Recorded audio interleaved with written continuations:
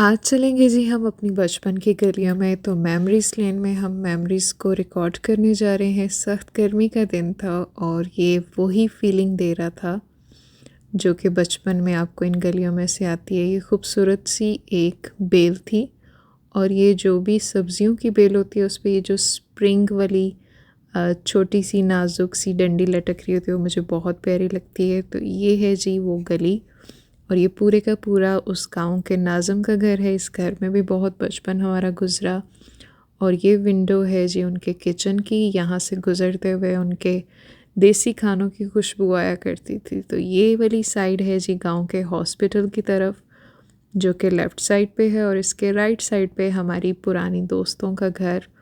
और ये अभी तक जो है ये नाज़िम साहब का घर आपको नज़र आ रहा है वाइट कलर का।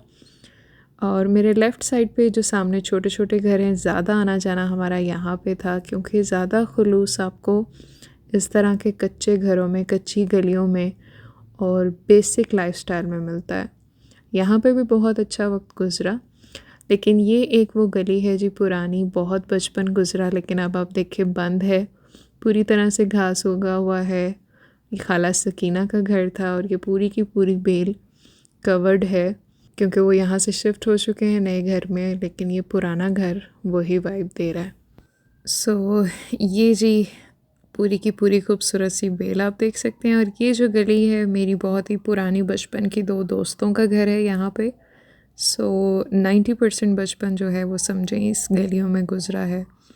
सो मूव ऑन करते हैं जी। उसके बाद गांव से बाहर की तरफ जो मेरी दोस्तों का कुछ घर है, उस दिन मैंने स्पेशली रिकॉर्ड करना था कि ये सब कुछ मुझे महफूज रहे। ये राइट साइड पे कब्रिस्तान है और ये गांव की बाहर वाली साइड पे लेफ़्ट साइड पे एक सरकारी स्कूल है जो कि लड़कों का है, इंडोर यानी गांव के अंदर की तरफ लड़कियों का स्कूल है। सो ये बाहर वाली साइड है। ये जी यहाँ पे भी 2-3 बार हम आ चुके हैं बचपन में। सो ये बड़ा नॉस्टैल्जिक सा फील हो रहा है इस वाली साइड पे।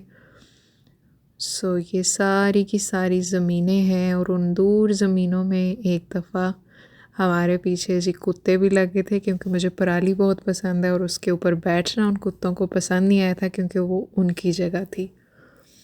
सो जी अब आगे आ चुके हैं हम। यहाँ पे ये कुछ नए घर बन चुके हैं जबकि मुझे लगा था कि वो पुरानी तर्ज के ही घर होंगे और मैं उनको रिकॉर्ड करूँगी कि इस तरह हम बचपन में इन घरों में आया करते थे, लेकिन सभी लोग बाहर जाकर अपने पिछले घरों को दोबारा से रिकन्स्ट्रक्ट कर चुके हैं। सो मुझे लगा कि ये वो घर है क्योंकि वो इसी नोयत का था पुराना एक घर।